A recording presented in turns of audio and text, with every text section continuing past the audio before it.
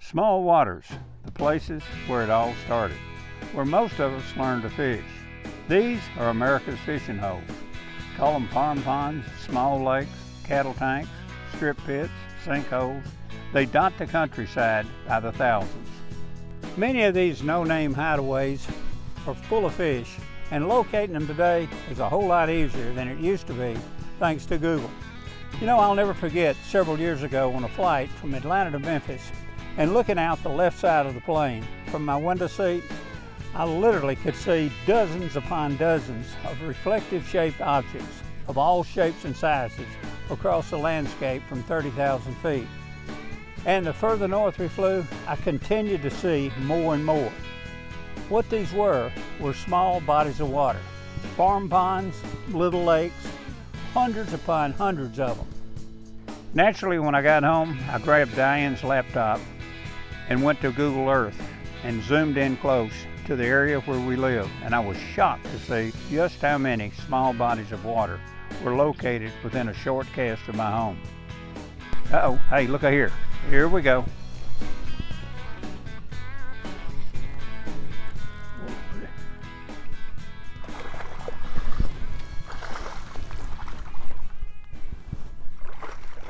A strong fish.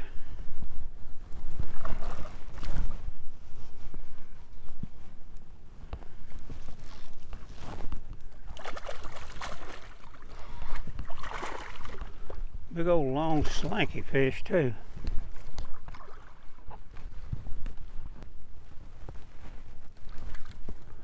There we go. Look how long that old fish is.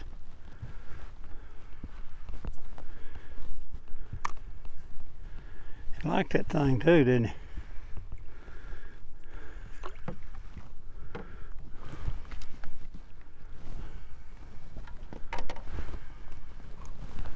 Big old long length, like a plank.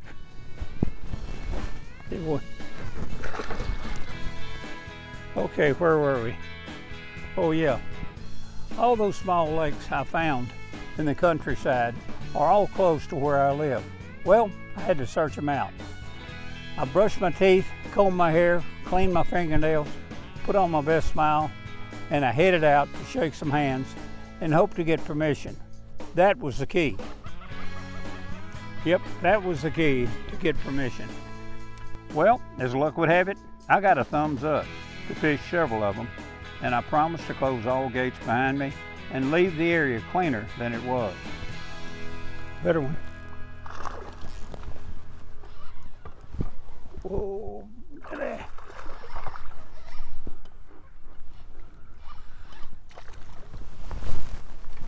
Howdy. I got you. Got you. Here we go. Yep, this is a good little old bait. When they want a small bait, like in the winter or when they're inactive, I think of a lot of times, like right now. Here's that little old bait we're using. It's Bass Pro Shop's little tournament series, Mac Creature. I think there's 8 of them that come in a bag. Here's what it looks like. Got a little chunky head, a little ribbon tail. And we're just rigging it on a 1/4 ounce weedless head. That little tail's got a tremendous amount of action as you pull it along. It's called a Mac Creature.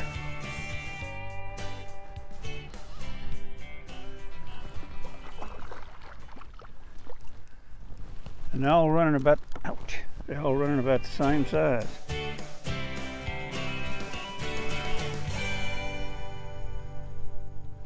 Now, many of the small lakes that you find won't have a boat ramp, so you'll have to walk the bank, but that's okay too.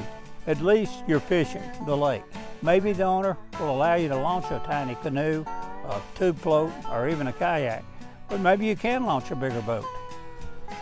You just have to check it out.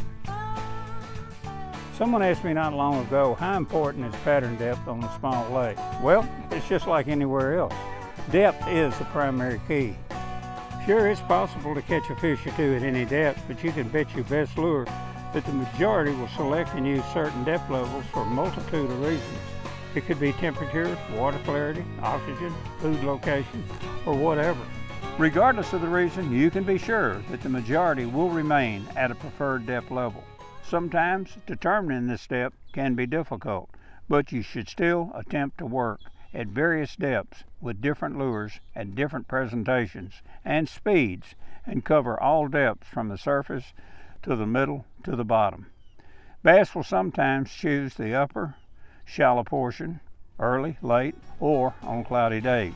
By mid-morning, the concentration could be found in the middle section of the lake, and by early afternoon, the best fishing could occur on the lower section where the deepest water exists. The bass could be 5 feet deep, suspended over 12 feet of water, or they could be on the bottom. It's got to be your goal as a fisherman to eliminate the unproductive areas as quickly as possible and then zero in on just the productive ones. Here's something you might find interesting. Largemouth bass are shoreline oriented. If bluegill, minnows, and crawfish are their most common prey, if shad are the predominant prey, these usually can be found on offshore structure and suspend more often, especially during the summer and the winter.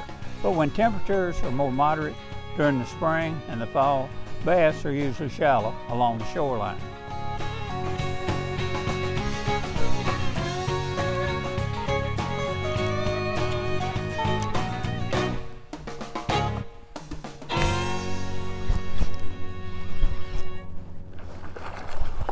Ooh,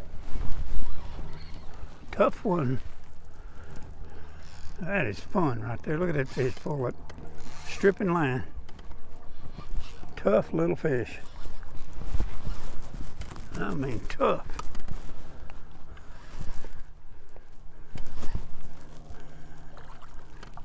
Nice little chunky bass. You liked it, didn't you? I don't know what color you liked, because it's got some pretty colors in it.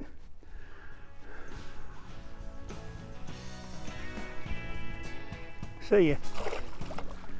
You know, bass who live in these small waters are no different than those who live in our larger impoundments. They exhibit the same basic characteristics and they react the same. They both move from shallow to deep and vice versa. Their behavior is the same and it's governed largely by the seasons, water clarity, and temperature. They relate to cover, open water, and even structure, both shallow and deep, just like their relatives in the larger reservoirs. Now here's a tip for you. When you're limited on time, you should concentrate on the following. A point that extends out into the lake, which gives the bass the option of having both shallow and deep water. A pocket that's shallow where the bass can dart up into, and or maybe a little creek, branch, or ditch that enters the lake, especially after a rain where fresh water is flowing in, or perhaps where the water is draining out, creating a current. And of course, any type of object in the lake, such as a stump, log, brush, vegetation, or say even a treetop. One of the other overlooked places you sure don't want to pass up, a shady area caused by a tree or other high object that casts a shadow out on the water. Bass use these shady spots just like any other object in the lake. It's also important to be observant. Watch and listen for any feeding sounds. It could be a bass, and this will tell you instantly what area of the lake you should be trying your luck.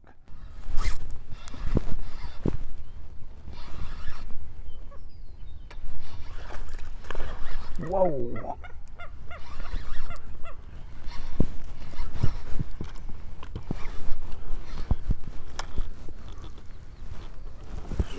Fish right there. All right, come here. That hook is in there. Little thing got you.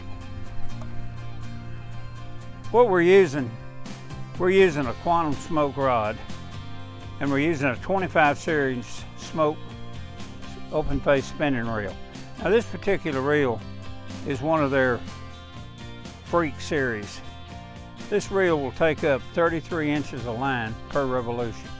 We've got it spooled with 20-pound strand braid. This particular rod is 7 foot, medium heavy, extremely sensitive, lightweight, very well balanced. The rod probably weighs about 3 ounces. This reel is extremely lightweight. It's got a super smooth drag system. It's just ideal for what we're doing. Okay, got a question for you. Have you ever wondered why one small lake produces really nice sized fish and one down the road, a half a mile or 2 miles, or one over the hill doesn't? Well, you can narrow it down to 3 key things. One is numbers, second is nutrition, and third is the forage base. Okay, first, let's discuss the numbers game. As far as big bass are concerned, overstocked bodies of water probably affect the overall bass size more than anything. Growth actually stops altogether when the carrying capacity of the ecosystem is exceeded. A simple, obvious example of this is the presence of stunted fish. Now, when you find a lot of real skinny sized fish, or the fish you can almost read a newspaper through in a lake, well, it's best to look elsewhere. Your chances of catching good sized bass, well, they're very slim.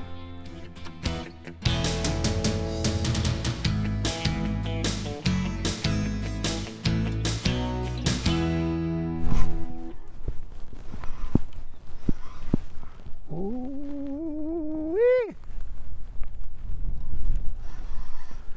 Strong, baby.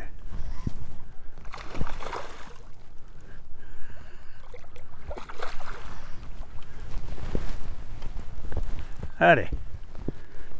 What's happening? You okay? You okay?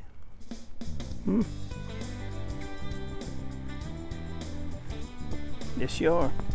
Now, nutrition is another necessary part of the big bass secret. Its quality can also be determined without even wetting a line. Invariably, waters that drain fertile soil will provide a rich food chain, and resident fish populations there will have a decided advantage as long as the carrying capacity isn't exceeded. Now, the third consideration is the type of forage.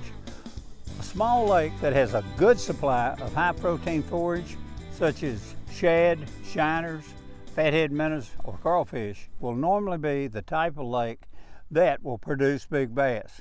Any of the above produce a high protein base and in return provide a fast growth rate. Now, here's something you might find interesting about these critters. Just to stay alive and healthy, he must eat an amount of food each day equal to 1% of its body weight. And to grow normally, it needs to eat 2 to 3% of its body weight per day. So as you can see, a small lake needs a tremendous amount of feed to grow an abundance of healthy bass. And the lake needs a good harvesting program.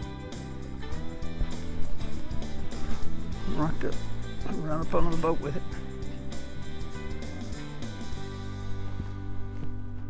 Going back out into the cover. There's one.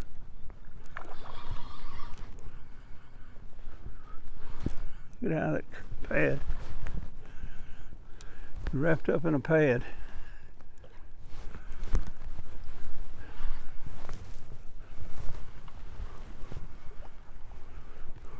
Get out of that pad. It's a good fish, but he's wrapped in that pad.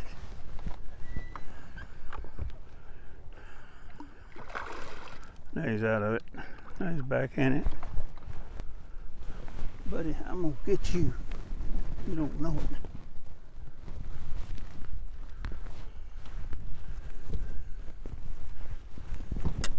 it. You're gonna get caught.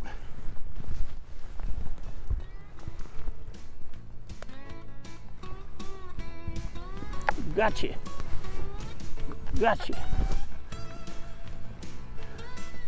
Yes, and a good one. Look at that. He was all wrapped up in it. Pretty too. Yes, sir. Going back in there. As I said earlier, these quart-sized waters hold gallon-sized bass and offer tremendous excitement. They're also great places to learn more about fish. Always recognize that because they're small size, they can be hurt more by fishing pressure than any other type water. So use them to practice on, have fun on, and take your kids to reduce fishing pressure. But never forget that bass are like money in the bank. It's hard to replace what you take away. Be smart about that. Thanks for tuning in, and we'll catch you next time.